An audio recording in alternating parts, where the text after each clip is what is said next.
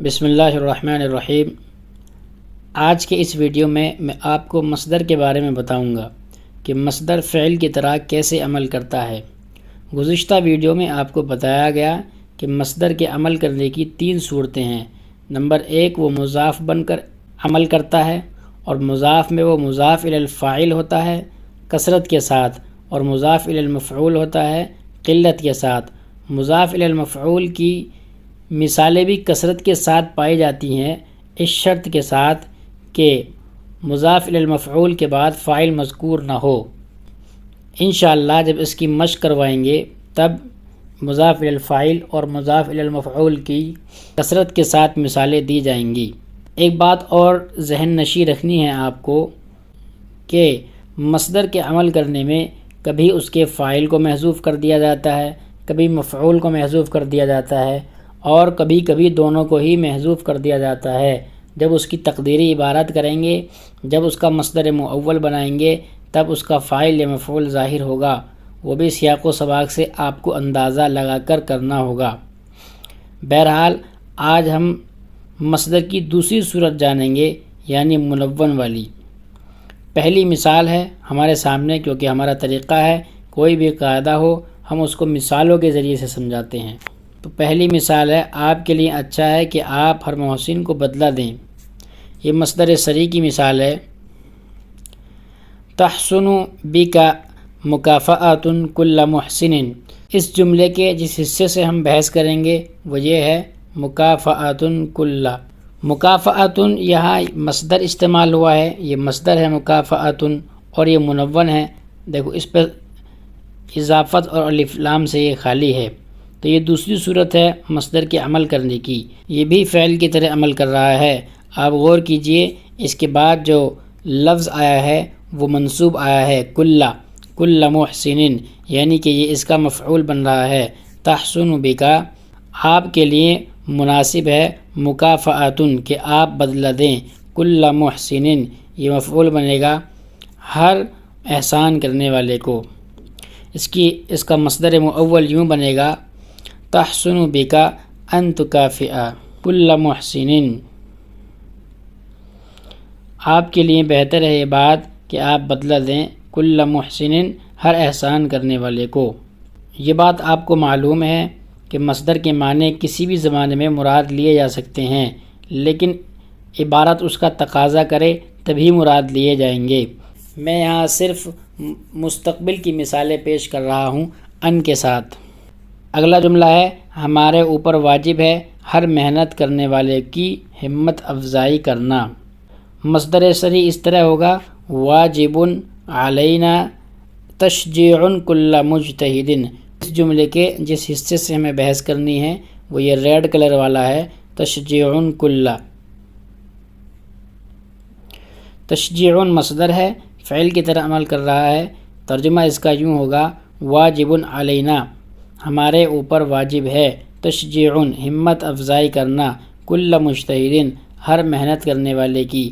تو کلہ کو اس تشجیع نے منصوب کرا کیونکہ تشجیع فعل کی طرح عمل کر رہا ہے۔ تقدیری عبارت یوں ہوگی مصدر مؤول کے ساتھ، واجب علینا ان نشجع کل مجتہد کہ ہم ہمت افزائی کریں ہر محنت کرنے والے کی۔ تو آپ چاہے جس طرح بنائیے، مصدر صریح سے بنائیے یا مصدر مؤول سے بنائیے، معنی ایک ہی رہیں گے۔ فرق یہی ہے کہ مصدر صریح جامع ہوتا ہے اور مصدر مؤول جامع نہیں ہوتا۔ مصدر صریح اگر آپ لکھتے ہیں تو کسی بھی زمانے میں معنی مراد لے سکتے ہیں، اور مصدر مؤول آپ لکھیں گے تو ایک خاص معنی مراد ہوگا۔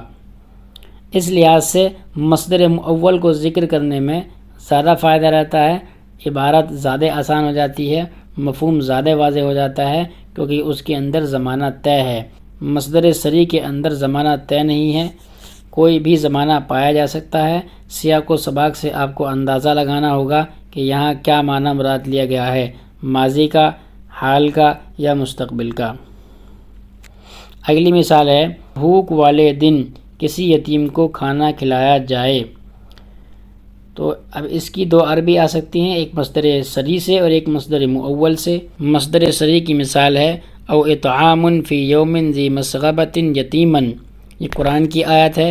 یہاں اس جملے کے جس حصے سے ہمیں بحث کرنی ہے وہ یہ ہے اطعام اور دوسرا یتیمن۔ تو دیکھیے او اطعام، یا کھانا کھلایا جائے، فی یوم ذی مسغبۃ، بھوک والے دن میں صرف لفظی ترجمہ کر رہا ہوں، یتیمن، کسی یتیم کو۔ اب دیکھیے میں نے آپ کو بتایا تھا مصدر جب عمل کرتا ہے تو کبھی اس کے فاعل کو محذوف کر دیا جاتا ہے، کبھی اس کے مفعول کو محذوف کر دیا جاتا ہے۔ یہاں یہی ہوا ہے، اس کا فاعل محذوف ہے، کھانا کون کھلائے اس کا تذکرہ نہیں ہے، صرف اتنا کہا گیا ہے کہ کھانا کھلایا جائے کسی یتیم کو۔ اس کی انشاءاللہ مزید مثالیں ہم پیش کر مشق کروائیں گے۔ مصدر مؤول دیکھیے او یطعم فی یوم ذی مسغبۃ یتیم، تو یہاں ہمیں ان یطعم یتیم کو دیکھنا ہے۔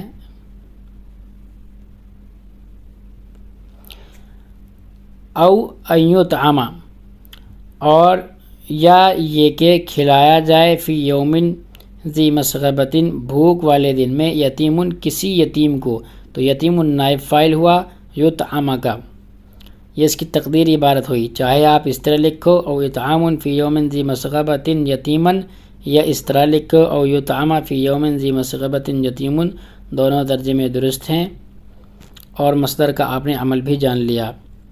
اگلا جملہ ہے وہ اپنے مغلوب ہونے کے بعد عن قریب پھر غالب ہوں گے۔ اس کی عربی اس طرح بنے گی مصدر سری سے ہم من بعد غلبہم سیغلبون، وہم من بعد غلبہم سیغلبون، قرآن کی آیت ہے۔